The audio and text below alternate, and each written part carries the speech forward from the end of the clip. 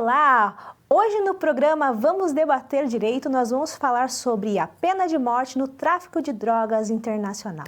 E para falar com a gente sobre esse assunto tão importante e tão em voga, a gente convidou o professor Alexander Teixeira, que é mestre em Direito, especialista em Direito Penal e processo penal e também é advogado. Tudo bem, professor? Tudo bem. Primeiramente, quero agradecer o convite que me foi formulado para falar com vocês hoje sobre processo penal e direito penal internacional, pena de morte nos crimes de tráfico de drogas. Agradeço a todos pelo convite. E também conosco, remotamente, o coordenador do curso, professor Silvano Alcântara. Olá, professor, tudo bem? Olá, Gê. Olá, professor Alexander. Olá a todos. Estamos novamente juntos no nosso programa Vamos Debater Direito. Lembrando sempre que esse é um programa transmitido diretamente da TV Profissão, patrocinado pelos nossos cursos de pós-graduação em Direito do Centro Uninter. Estamos hoje com um tema muito interessante e também polêmico. Nós vamos falar sobre a pena de morte e, mais especificamente, naqueles crimes de tráfico internacional. Não é interessante? Professora Priscila, você está conosco também. Dê um oi para o povo. Olá a todos que nos ouvem. Professor Alexandre, seja muito bem-vindo. Professora Jennifer, e tem uma ótima aí, um ótimo assunto, né? Super em voga aí, que tem a questão da Mariellen, né? Tô curiosa para tirar algumas dúvidas, professor, mas vou deixar você começar com o tema e conversar, entrar no tema.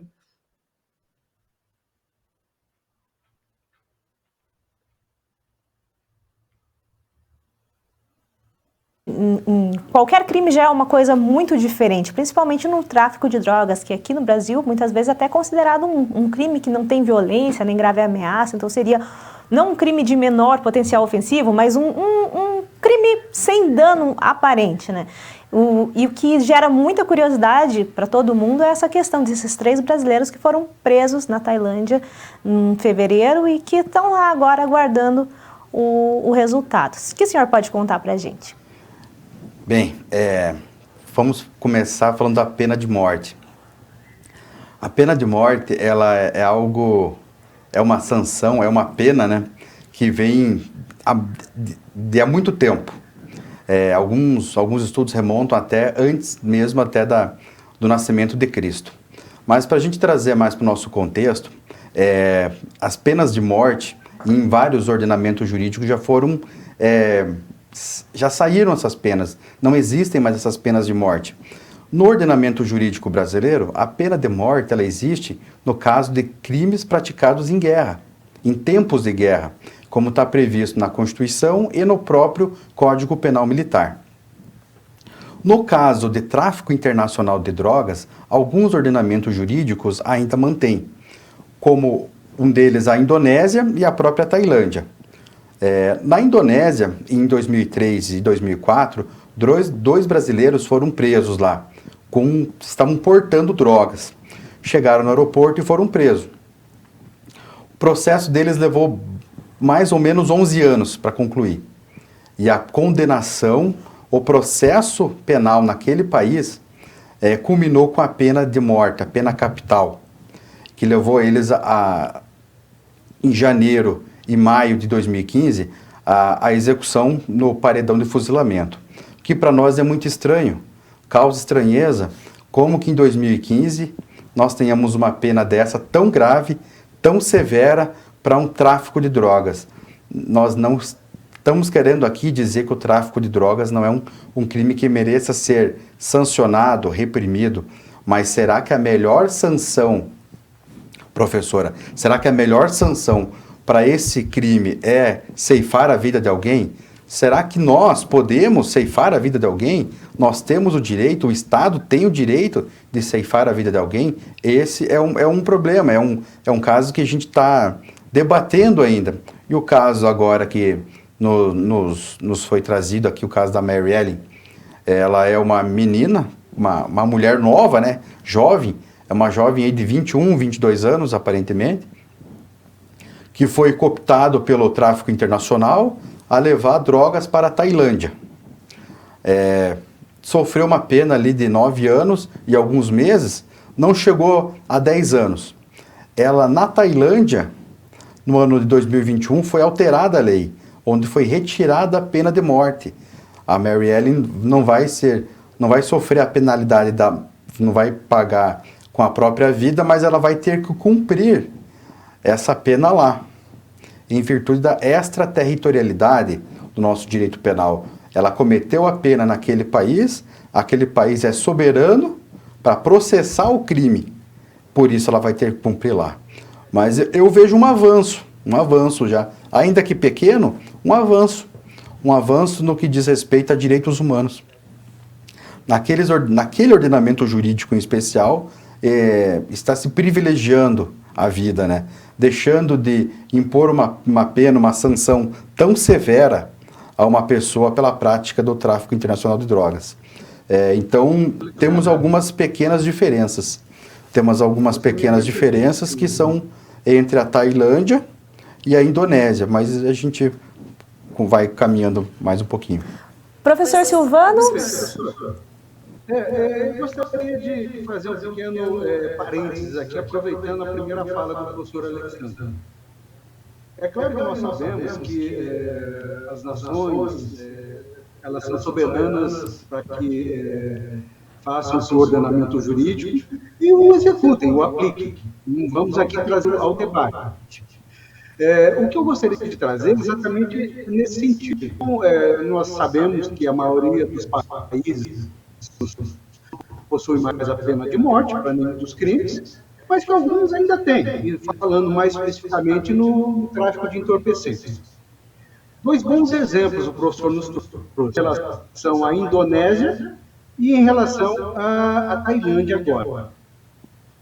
Em 2015, 2 brasileiros foram executados na Indonésia. Um, inclusive, era paranaense, o Rodrigo Goulart, salvo engano, o nome dele.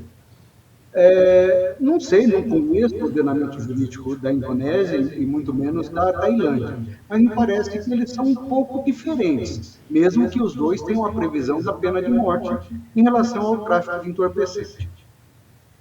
A minha questão, que eu vou levar ao debate agora, qual seria o maior, e por isso a pena capital nesses casos? Por que levar à morte um traficante de entorpecente? O crime dele foi tão grave assim? Penso eu, inclusive, que a dosimetria da pena, nesses ordenamentos jurídicos, deva ter como parâmetro também a quantidade e a qualidade, ou o tipo de entorpecente que foi levado a crime.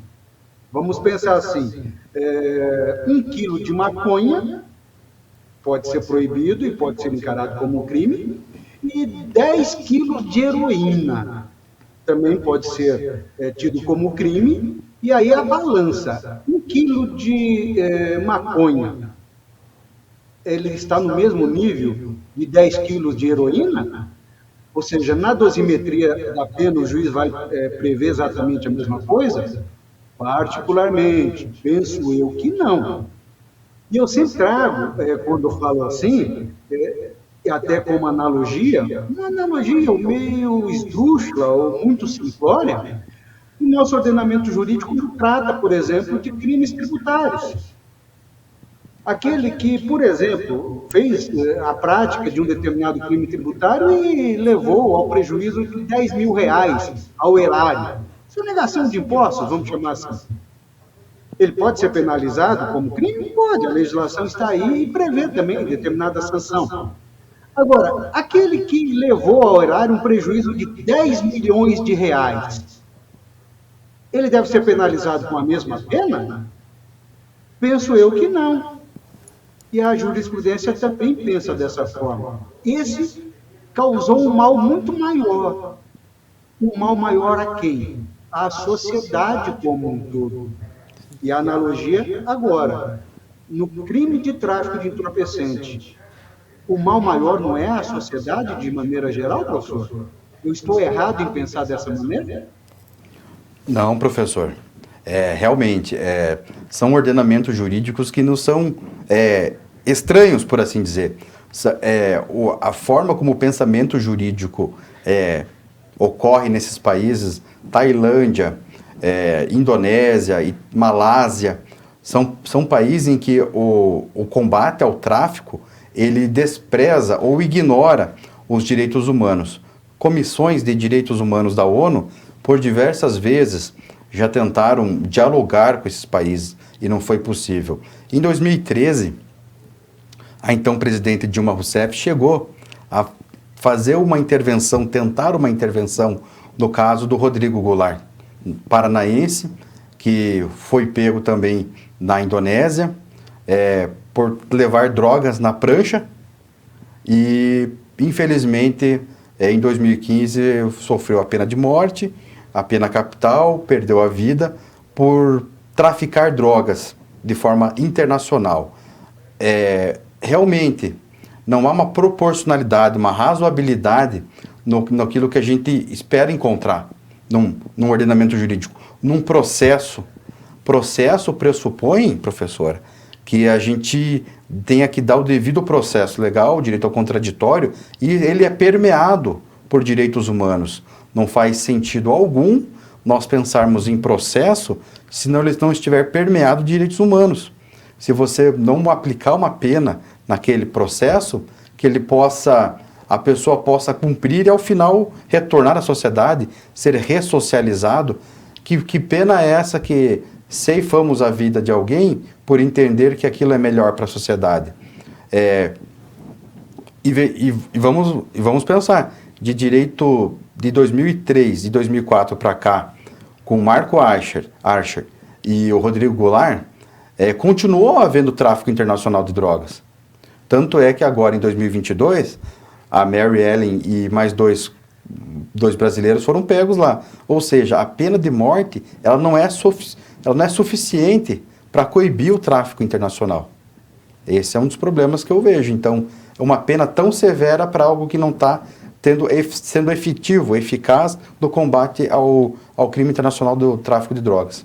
Isso é um ponto interessante, professor, porque eu estava lendo uma reportagem que esses governos, tanto da Tailândia quanto da Indonésia, que são eleitos com o objetivo de combater o tráfico de drogas, eles têm essa promessa de estabelecer a pena de morte nesses casos, como uma forma de combater, eles não estão sendo efetivos, não é mesmo? Por que o senhor acha que isso acontece? Porque parece que os números, inclusive, até cresceram agora na pandemia, né? Sim, na pandemia os números foram elevados e sofisticou. A qualidade, a quantidade desse tráfico internacional disparou.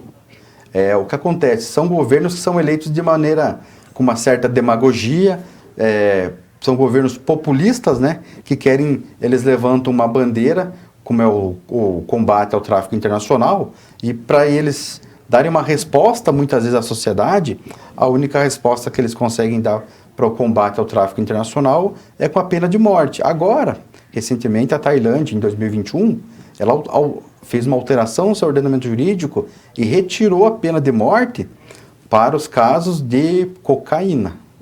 Mas se for heroína, ainda temos a pena de morte. Então, assim, eu não sei até que ponto resolveu o problema da pena de morte no país.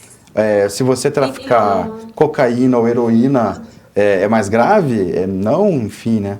Professora Priscila? Essa questão que eu ia até trazer. Por que a Maria, se tem pena de morte, né, na Tailândia, por que ela não foi executada no caso? Então é por isso, porque ela estava portando cocaína. Isso, professora. Neste caso, a Mary Ellen, ela estava portando cocaína. E uma quantidade que era significativa, mas não era extremamente significativa para ela sofrer a pena de morte. E o que ela portava era cocaína e não heroína. Se caso ela estivesse portando, traficando heroína, eu acredito que a pena ela teria recebido uma pena de morte. Infelizmente.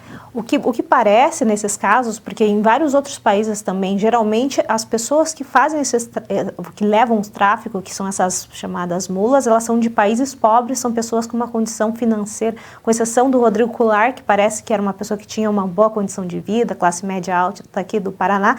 Os outros, eles são pessoas que geralmente têm uma condição de vida precária e são facilmente aliciados, né, professor? O senhor consegue ver esse padrão também nesse tipo de caso? Sim, sim. É o padrão, infelizmente, né? São pessoas que estão numa situação de vulnerabilidade, que aceitam fazer o tráfico internacional de drogas, alguns ingerem pacote de cocaína, passam mal também, outros não, mochila, roupa, mas o grande problema é que eles pegam uma casta, uma faixa da sociedade que infelizmente se sujeita a isso. E eles acabam chegando lá, não conhecem aquele ordenamento jurídico. Sabem que existe o risco de ser processado e acabar com a pena de morte. Alguns sabem, outros nem sabem. O Rodrigo Goulart, ele acreditou até o último dia dele que ele não seria punido com a pena de morte. Infelizmente, ele foi punido com a pena de morte. O Rodrigo Goulart, a família alegou e parece que até conseguiu comprovar que ele tinha esquizofrenia, que ele sofria de doenças mentais, né? Então, aí também a gente tem um outro ponto que tem que ser considerado também. Sim, professora. Eu acredito que nesse caso do Rodrigo Goulart, a decisão tenha sido mantida, mesmo a então presidente Dilma Rousseff tendo entrado em contato, manifestado interesse em que ele viesse cumprir a pena no Brasil, mesmo assim não foi levado isso em consideração pelo presidente então daquele país, por entender que deveria ser cumprida a pena. Aí é um país soberano, tem que cumprir a pena e a pena deveria ser executada lá. Aqui a gente vê um outro problema que acontece aqui no Brasil também, porque essas pessoas, essas mulas, elas não são aquelas que realmente influenciam no tráfico de drogas. Os grandes traficantes, eles nunca são pegos nesse tipo de operação, porque é muito mais barato para eles pagar para alguém ir para o exterior, levar a droga e correr o risco do que eles mesmos irem lá. Então, enquanto tem gente sendo... enquanto as pessoas mais pobres, mais vulneráveis, estão sendo condenadas à pena de morte no exterior, aqueles que realmente lucram com o tráfico estão ficando aqui e passando impune. Isso, eu acredito que seja até o que nós chamamos no direito penal da seletividade do direito penal, professora. O direito penal, ele vai atuar, ele vai punir muitas vezes somente alguns atores. Não é o grande narcotraficante que vai ser preso. É aquela pessoa que faz o papel, a gente chama vulgarmente de mula, né? É que vai transportar a droga de um país ao outro, de uma localidade a outra, porque ela está sendo paga, porque ela precisa daquele dinheiro e está recebendo aquele dinheiro. Ela se submeteu àquele... E não fica... A gente nunca... o ordenamento jurídico, o direito, não consegue chegar no grande narcotraficante. Ele pega a pessoa que realmente... Aí fica claro que é aquela pessoa que mais precisa e aí vem a seletividade do nosso direito penal. Isso realmente é muito complicado, né? Que a gente vê esse tipo dessas situações que continuam acontecendo. Uma coisa interessante, professor, é essa questão não sei, acho que todo mundo que já andou de avião sabe, né? Tome cuidado com a sua bagagem de mão e tal, cuidado, não deixe perto de outras pessoas, não largue elas e tal. Eu vi acho que no Fantástico, há alguns anos, acho que em 2019, que nesses tempos estão passando tão rápido, mas eu acredito que foi em 2019, que um brasileiro ele foi preso em Portugal com drogas na mala. Só que quem estava colocando as drogas, quem estava trocando as malas eram os funcionários do aeroporto. Não sei se o senhor acompanhou esse caso também. Acompanhei o caso, sim. Foi um caso em que ele e a esposa viajavam para... Ele tem um material de construção numa cidade pequena, viajou para Portugal, viajaram para Portugal e as malas foram trocadas e colocaram até ali, os funcionários do aeroporto colocaram drogas na mochila dele com a intenção de retirar em Portugal. E, assim, digamos assim, a sorte que ele teve é que não, em Portugal não tem pena de morte. Nos países da União Europeia não tem pena de morte para o crime de tráfico internacional de entorpecente. Mas ele sofreu um processo penal no país, naquele país, em Portugal, e teve que provar. Conseguiu provar depois que ele não estava viajando com o intuito de traficar. Ele não era mula do tráfico. Ele era um cidadão comum que foi com a sua esposa, foram viajar, conhecer aquele país e, por um azar, por uma ironia do destino, colocaram drogas na mala dele. Mas o peso do processo penal contra a pessoa, isso é marcante, né? Isso, a pessoa vai carregar aquele estigma toda vez que for viajar para a União Europeia ou para aquele país, pode ser que ele se sinta constrangido em chegar lá. Será que vão colocar drogas na minha mochila, na minha mala novamente? Então, é algo marcante na vida de uma pessoa ser processado. No caso dele, ficou em Portugal um bom tempo, até que ele fosse solto.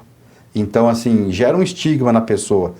E nesse caso, por ser União Europeia, não foi aplicada uma pena de morte, porque se fosse Tailândia, Malásia, ou algum outro país asiático que ainda aplique a pena de morte no tráfico internacional, ele pudesse hoje não estar vivo. O que é muito complicado, né? Você me permite mais uma pergunta? E agora, um tanto quanto pessoal, particular, endereçada ao jurista Alexandre, não ao cidadão Alexandre.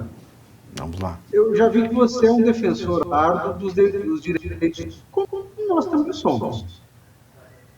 Mas vamos pensar assim, direito humano coletivo. E, novamente, nessa seara. Fazer ou criar obstáculos para que o traficante deixe de vender o seu produto.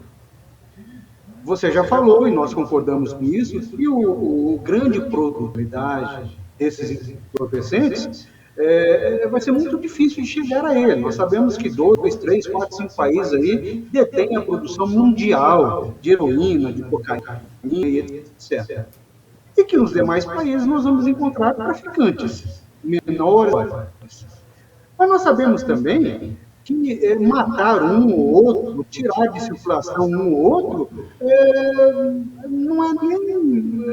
não vale a pena fazer, porque muda o nome só daquele que comanda aqui, daquele que faz o tráfico ali. Então, e nem matar uma ou outra pessoa, no caso de pena de morte por tráfico. Também concordo com você.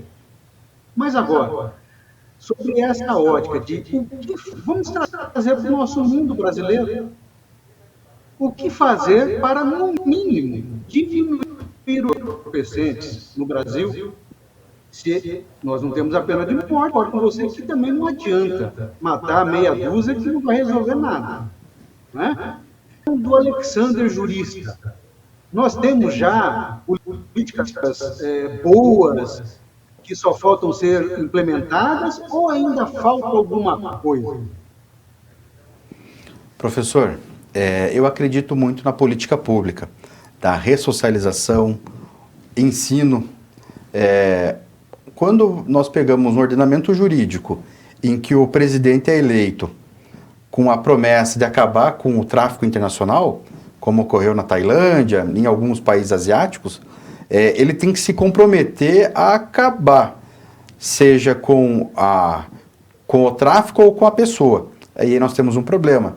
Ele não se elege, e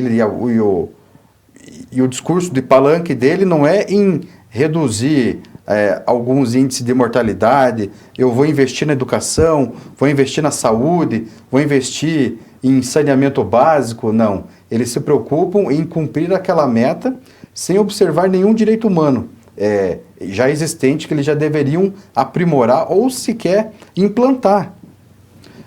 Então, e trazendo para a realidade brasileira, aqui também não é diferente. Nós não podemos sair matando quem faz o tráfico de drogas. Nós temos que tentar ressocializar aquela pessoa, dar um trabalho, escola, ensino.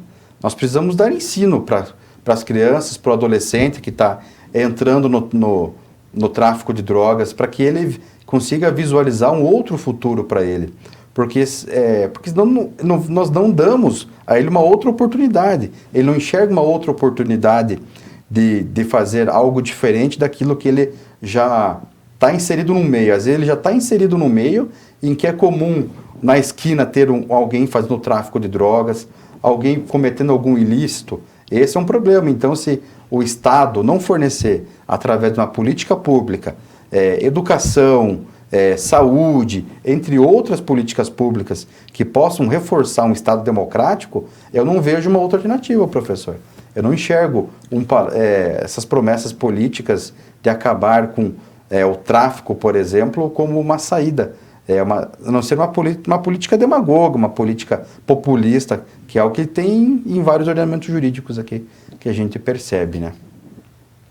Professor Alexandre, um ponto que me chamou muito a atenção na sua fala é que a pena de morte foi por fuzilamento. Isso mesmo? Foi por fuzilamento. Me parece cruel, né? Meio cruel, porque, assim, pena de morte por si só já é cruel. Mas nós sabemos que nos Estados Unidos, em alguns estados, por exemplo, eles aplicam a Injeção letal, né? De uma forma assim, que é uma morte, me parece, não tão cruel.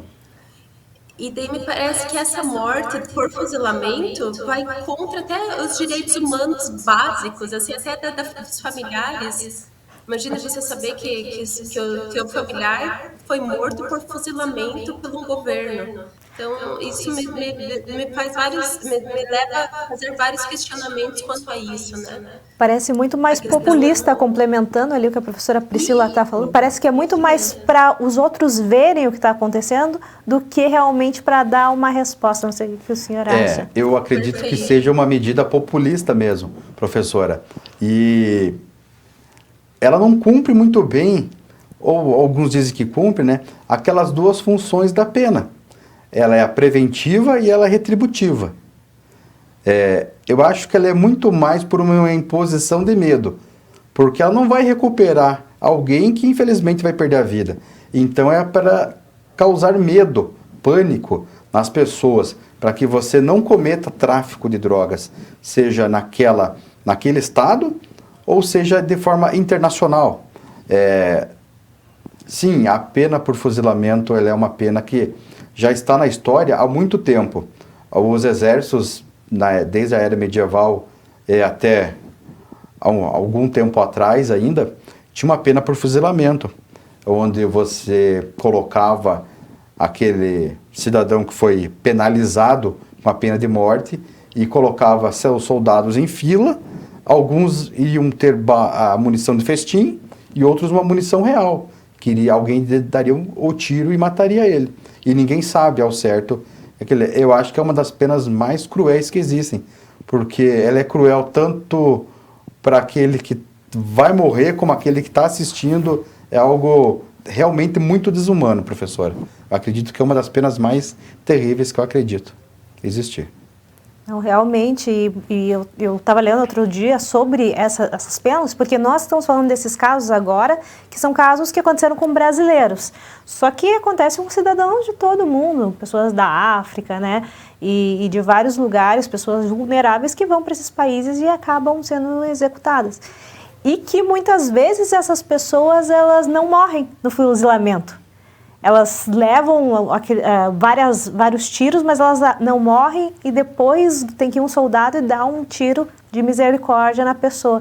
Então é uma morte com bastante sofrimento mesmo e remonta a essa época da Idade Média em que as pessoas morriam por enforcadas e se reuniam na praça para assistir, né? Então é uma coisa bastante cruel e parece que é uma coisa muito antiga, uma coisa que não deveria acontecer, midiática e que não deveria acontecer, porque como a professora Priscila consignou ali, Agora, existem outros meios.